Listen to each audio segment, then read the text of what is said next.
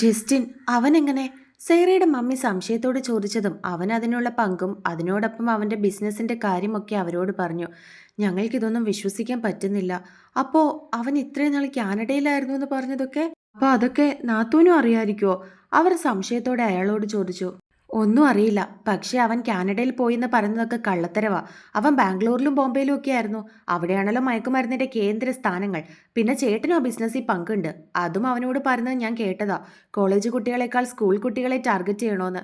ചേട്ടൻ അവൻ അതിനുവേണ്ടി സപ്പോർട്ടൊക്കെ ചെയ്തു കൊടുക്കുന്നത്. അയാൾ അവരുടെ മുഖത്തേക്ക് നോക്കി പറഞ്ഞു. എന്നാൽ അവർക്കാർക്കും ഇതൊന്നും വിശ്വസിക്കാൻ പറ്റുന്നുണ്ടായിരുന്നില്ല. എല്ലാവരും കേട്ട കാര്യങ്ങൾ ഞെട്ടി നിൽക്കുകയായിരുന്നു. ഇതുവരെ തങ്ങളോടൊപ്പം ജീവിച്ചിരുന്ന ഒരാൾ ഇത്ര വലിയ ക്രിമിനൽ ആണെന്ന് അറിയാതെ പോയതിൽ അവർക്ക് അത്ഭുതം തോന്നി. ഇതിലൊക്കെ വലുതായിരുന്നു അയാളുടെ ഭാര്യയുടെ ഞെട്ടൽ.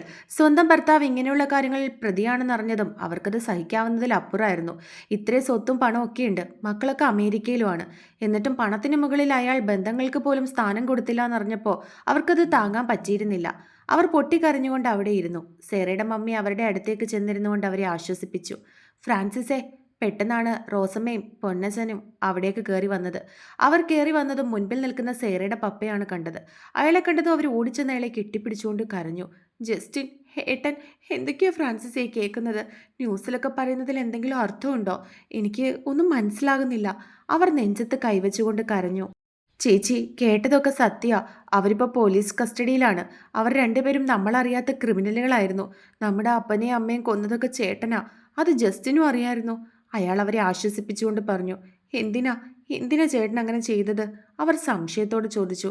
അളിയ, എന്താ ശരിക്കും സംഭവിച്ചത്? പൊന്നച്ചനും അയാളുടെ മുഖത്തേക്ക് നോക്കി. ഫ്രാൻസിസ് ഉണ്ടായ കാര്യങ്ങളൊക്കെ അവരോട് പറഞ്ഞു.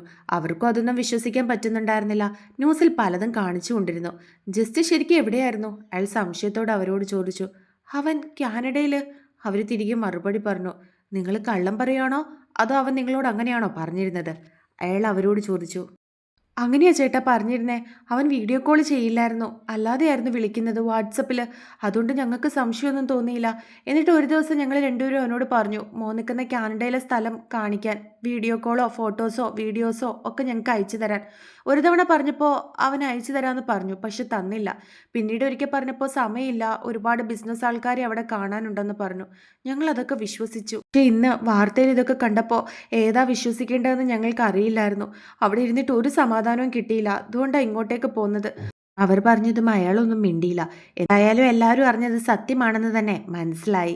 അയാൾ ഹാളിൽ നിന്നും പുറത്തേക്ക് ഇറങ്ങി. ക്രിസ്റ്റീൻ ഗിരി അവിടെ തന്നെ നിൽപ്പുണ്ടായിരുന്നു. ക്രിസ്റ്റി, ഇനി എന്താ തീരുമാനം? അയാൾ സംശയത്തോടെ അവനോട് ചോദിച്ചു. നിയമം നിയമത്തിന്റെ വഴിയിലൂടെ തന്നെ പോട്ടെ അങ്കിൾ. ഈ വയസ്സാം കാലത്ത് ജയിലിൽ പോയി ഉണ്ട തിന്നാനായിരിക്കും അയാളുടെ വിധി. ക്രിസ്റ്റി പറഞ്ഞതും അയാൾക്കും അത് ശരിയാണെന്ന് തോന്നി. ശരി അങ്കിൾ, ഞാനെങ്കിൽ വീട്ടിലേക്ക് പോട്ടെ, കുളിച്ചിട്ടൊന്ന് കിടക്കണം, അവൻ അയാളെ നോക്കി പറഞ്ഞു. അത് സേറ? അയാൾ സംശയത്തോടെ അവനോട് ചോദിച്ചു. കാരണം അവൻ മിണ്ടാതിരിക്കുന്നത് അവൾക്ക് സഹിക്കാൻ പറ്റില്ലെന്ന് അയാൾക്കറിയായിരുന്നു. അതുകൊണ്ട് തന്നെ ഇന്ന് അവനോട് പിണങ്ങി അവൾ ഉറങ്ങില്ല എന്നും അയാൾക്കറിയാമായിരുന്നു. അവളിവിടെ നിൽക്കട്ടെ അങ്കിൾ, അവൻ അയാളെ നോക്കി പറഞ്ഞു. എന്നാൽ അയാൾക്ക് അവൾ അവൻ്റെ കൂടെ പോകുന്നതായിരുന്നു താല്പര്യം. അവൾക്കും അതാ ഇഷ്ടമെന്ന് അയാൾക്കറിയായിരുന്നു. നീ അവളെ ഒറ്റയ്ക്ക് ഇവിടെ നിർത്തിയിട്ട് പോയാൽ അവൾക്കത് വിഷമാവും ക്രിസ്റ്റി. അവൾക്ക് നീ എന്ന് പറഞ്ഞ ജീവനാ. അവൾ അങ്ങനെ മനഃപൂർവ്വം ചെയ്തതല്ലല്ലോ. നിന്നെ ഒരുപാട് വിളിച്ചിട്ട് എടുക്കുന്നില്ല എന്ന് മനസ്സിലായപ്പോൾ അവൾ ഇറങ്ങിയതല്ലേ. അല്ല, അവളും വിചാരിക്കുന്നില്ലല്ലോ ഇങ്ങനെയൊക്കെ കാര്യങ്ങൾ അവർ പ്ലാൻ ചെയ്യുമെന്ന്. അയാൾ സംശയത്തോടെ അവനോട് പറഞ്ഞു. ശരിക്കും അവരിപ്പോൾ പിടിക്കപ്പെടേണ്ടവരല്ലായിരുന്നു. അയാൾ ഇതിൻ്റെ പുറകിലുണ്ടെന്ന് മനസ്സിലായപ്പോൾ ഞാൻ സേറെ ഒരു ദൗത്യം ഏൽപ്പിച്ചിരുന്നു. ഓഫീസിലേക്ക് പോകണമെന്നും അവിടുത്തെ കാര്യങ്ങളൊക്കെ നോക്കണമെന്നൊക്കെ ഞാൻ അവളോട് പറഞ്ഞിരുന്നു. ഇതിപ്പോൾ അങ്കിൾ ഇതൊക്കെ കേട്ടതും അതൊക്കെ എന്നോട് വന്ന് പറഞ്ഞതും അവരറിഞ്ഞു. സേറയുടെ കാര്യത്തിൽ അവർക്ക് ഓൾറെഡി സംശയം ഉണ്ടായിരുന്നു. അതിൻ്റെ കൂടെ അങ്കിളും കൂടി എല്ലാം അറിഞ്ഞെന്ന് മനസ്സിലായപ്പോൾ നിങ്ങളെ ഭീഷണിപ്പെടുത്താനോ അതല്ലെങ്കിൽ കൊല്ലാനോ ആയിരുന്നു കാണും അവരുടെ പ്ലാൻ. പക്ഷെ അവരുടെ പ്ലാൻ ആകെ തെറ്റിപ്പോയി. ഇല്ലെങ്കിൽ അവർ പിടിക്കപ്പെടാൻ സമയമായിട്ടില്ലായിരുന്നു. പിന്നെ അവളുടെ കാര്യം, ഇപ്പോൾ ചെറിയൊരു ഡോസ് കൊടുത്തില്ലെങ്കിൽ വീണ്ടും അവൾ ഇങ്ങനെയുള്ളതൊക്കെ ആവർത്തിക്കും. അതുകൊണ്ട് കുറച്ചു നേരം മിണ്ടാതെ ഇരുന്നിട്ട് ഞാൻ ശരിയാക്കിക്കോളാം, അവൻ അയാളുടെ മുഖത്തേക്ക് നോക്കി പറഞ്ഞതും അയാളൊന്ന് പുഞ്ചിരിച്ചു. അപ്പോഴേക്കും സേറ അവളുടെ ബാഗൊക്കെ ആയിട്ട് അങ്ങോട്ടേക്ക് ഇറങ്ങി വന്നു. നീ എവിടെ പോവാ? അവളെ കണ്ടതും അവൻ സംശയത്തോടെ അവളോട് ചോദിച്ചു. ഇച്ചാൻ ഇങ്ങോട്ട് വരില്ലല്ലോ, അവൾ സംശയത്തോടെ അവനോട് തിരികെ ചോദിച്ചു. അതുകൊണ്ട് ഞാൻ അങ്ങോട്ട് വരുവാ, അവൾ അവനെ നോക്കി മറുപടി പറഞ്ഞു. വേണ്ട വേണ്ട, തൽക്കാലം നീ ഇവിടെ നിൽക്ക്. ഇവിടെ എല്ലാവരും ഉണ്ടല്ലോ, ഇതൊക്കെ ഒന്ന് ശരിയായിട്ട് അങ്ങോട്ടേക്ക് വന്നാൽ മതി, അവൻ അവളെ നോക്കി വീണ്ടും പറഞ്ഞു. അവൻ ഇപ്പോഴും അവളോട് ദേഷ്യമാണെന്ന് അവൾക്ക് തോന്നി. അതുകൊണ്ടാണ് താൻ അങ്ങോട്ടേക്ക് വരുന്നത് അവൻ ഇഷ്ടമില്ലാത്തതെന്ന് അവൾക്ക് തോന്നിയിരുന്നു. ഇച്ഛായ, അവൾ നിറകണ്ണുകളോടെ അവനെ വിളിച്ചു. അത് കണ്ടത് അവന് വിഷമം തോന്നി. ബാഗൊക്കെ ആയിട്ട് പ്രതീക്ഷയോടെ അവന്റെ അരികിലേക്ക് അവനൊപ്പം പോകാൻ വന്ന അവളെ കണ്ടതും അവന് വല്ലാത്ത സങ്കടം തോന്നി. അവളുടെ പപ്പയും വിഷമത്തോടെ അവന്റെ മുഖത്തേക്ക് നോക്കി. വാ, അവൻ സേറയുടെ മുഖത്തേക്ക് നോക്കി പറഞ്ഞതും അവൾ നിറഞ്ഞ കണ്ണുകളോടെ അവനെ നോക്കുകയായിരുന്നു. അത്രയും പറഞ്ഞിട്ട് അവൻ അവന്റെ വീട്ടിലേക്ക് നടന്നതും അവൾ പപ്പയുടെ മുഖത്തേക്ക് നോക്കി. അയാൾ അവളോട് പൊയ്ക്കോളാൻ കണ്ണു കാണിച്ചു. അത് കണ്ടതും അവൾ തലയാട്ടിക്കൊണ്ട് അവന്റെ ഒപ്പം നടന്നു. രാത്രി ആയതുകൊണ്ട് ഗിരിയും തിരികെ വീട്ടിലേക്ക് മടങ്ങിപ്പോയിരുന്നു. സേറയും ക്രിസ്റ്റി ഒഴിച്ച് ബാക്കി എല്ലാവരും അന്നത്തെ ദിവസം ഉറക്കമില്ലാതെ ബദേൽ കുടുംബത്തിൽ കഴിഞ്ഞു. ഇന്നത്തെ ഓരോ കാര്യങ്ങൾ ഓർത്തത് ആർക്കും അന്ന് ഉറങ്ങാൻ കഴിഞ്ഞിരുന്നില്ല. ആർക്കും ഒന്നും വിശ്വസിക്കാൻ കഴിയുന്നില്ലായിരുന്നു എന്നുള്ളതാണ് സത്യം. രാത്രിയിൽ ഗിരിയെ കൊണ്ട് ക്രിസ്റ്റി ഇരു വീട്ടിലേക്കും ഫുഡ് വാങ്ങിപ്പിച്ചു. ക്രിസ്റ്റി പിണങ്ങിയിരിക്കുന്നത് കൊണ്ട് തന്നെ സേറയ്ക്ക് വല്ലാത്ത വിഷമം തോന്നി. അവൾ ഓരോന്നും ആലോചിച്ച് റൂമിൽ തന്നെ ഇരിക്കുകയായിരുന്നു. അവൻ ഹാളിൽ TV ന്യൂസ് കണ്ടുകൊണ്ടിരിക്കുകയായിരുന്നു. പിറ്റേന്ന് ഞായറാഴ്ച ആയതിനാൽ അതിനുശേഷം മാത്രമേ അവരെ കോടതിയിൽ ഹാജരാക്കിയുള്ളൂ എന്ന് വാർത്തയിൽ പറഞ്ഞു. മാത്രമല്ല അയാളാണെങ്കിൽ കുറ്റം സമ്മതിക്കുകയും ചെയ്തു. 11 മണി കഴിഞ്ഞിട്ടും സേറ മുറിയിൽ നിന്നും കഴിക്കാൻ ഇറങ്ങി വരാഞ്ഞതും അവൻ ഹാളിൽ നിന്നും എഴുന്നേറ്റ് മുറിയിലേക്ക് ചെന്നു. അവിടെ ചെന്നപ്പോഴേക്കും കട്ടിലിൽ ചുരുണ്ടുകൂടി കിടന്നുറങ്ങുന്ന സേറയാണ് കണ്ടത്. അവൻ അവളുടെ അടുത്തേക്ക് ചെന്നിരുന്നു. അവൾ നല്ല മയക്കത്തിലാണെന്ന് മനസ്സിലായി. ഇല്ലെങ്കിൽ അവൻ്റെ സാന്നിധ്യം അറിയുമ്പോൾ തന്നെ അവൾ കണ്ണു തുറക്കുമായിരുന്നു. സെറ, ഗൗരവം ഒട്ടും കൈവിടാതെ തന്നെ അവൻ വിളിച്ചു. അത് കേട്ടതും അവൾ പതിയെ കണ്ണുകൾ തുറന്നു. പിന്നെ അവൻ്റെ മുഖത്തേക്ക് നോക്കി. അവൻ അവിടെ ഇരിക്കുന്നത് കണ്ടതും അവൾ പെട്ടെന്ന് കട്ടിലിൽ എഴുന്നേറ്റിരുന്നു. കഴിക്കാൻ എഴുന്നേറ്റ് വാ, ഗൗരവം വിടാതെ തന്നെ അവൻ അവളോട് പറഞ്ഞു. എന്നോട് എന്തിനാ ഇച്ചായ ഈ ദേഷ്യം കാണിക്കുന്നേ? അതിനു മാത്രം ഞാൻ എന്ത് തെറ്റാ ചെയ്തത്? ഇച്ചായൻ തന്നെ ഫോൺ എടുത്ത് നോക്ക്, ഞാൻ എത്ര തവണ വിളിച്ചിട്ടുണ്ടെന്ന്. ഒത്തിരി തവണ വിളിച്ചിട്ടും കാണാത്തത് കൊണ്ടാ. പിന്നെ നിന്ന ബസ് പോലും കിട്ടില്ല എന്ന് കരുതി.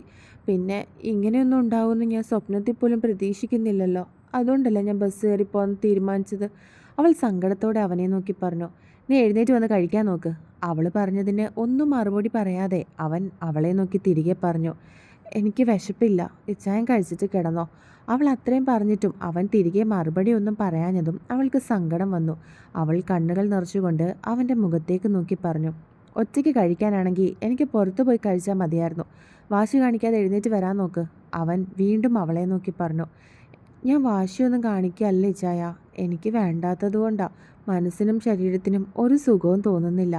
അവൾ അവനെ നോക്കി പറഞ്ഞതും താൻ മിണ്ടാതിരിക്കുന്നതാണ് അവളുടെ മെയിൻ പ്രശ്നമെന്ന് അവന് മനസ്സിലായി. അവൻ ഒന്നും മിണ്ടാതെ കുറച്ചു നേരം അവിടെ ഇരുന്നു. അവൻ തൻ്റെ മുഖത്തേക്ക് നോക്കുകയോ മിണ്ടുകയോ ചെയ്യുന്നില്ല എന്ന് മനസ്സിലാക്കി അവളുടെ കണ്ണുകൾ നിറഞ്ഞൊഴുകി. അവൾ അവനെ ഒന്ന് നോക്കിയിട്ട് കട്ടിലിൽ തിരിഞ്ഞു കിടന്നു. നിറഞ്ഞു വരുന്ന കണ്ണുനീരിനെ അവൾ തുടച്ചു കളഞ്ഞു. അവൻ അവളുടെ അടുത്തേക്ക് കിടന്നു. തൻ്റെ അടുത്ത് അവൻ കിടക്കുന്നുണ്ടെന്ന് മനസ്സിലായിട്ടും അവൾ തിരിഞ്ഞു കിടക്കാൻ ശ്രമിച്ചില്ല. അവൾക്ക് അവൻ മിണ്ടാത്തത് അത്രയും വിഷമം തോന്നിയിരുന്നു. താൻ ഏറ്റവും മനസ്സിലാക്കുമെന്ന് കരുതിയ ആൾ തന്നെ മനസ്സിലാക്കാത്തതിൽ അവൾക്ക് സങ്കടവും വിഷമവും ഒക്കെ വന്നു. അവൻ അവളുടെ അടുത്തേക്ക് കിടന്നിട്ട് അവളുടെ വയറ്റിൽ കൂടി കൈയിട്ട് അവളുടെ കവളിലേക്ക് തൻ്റെ കവിൾ ചേർത്ത് കിടന്നു.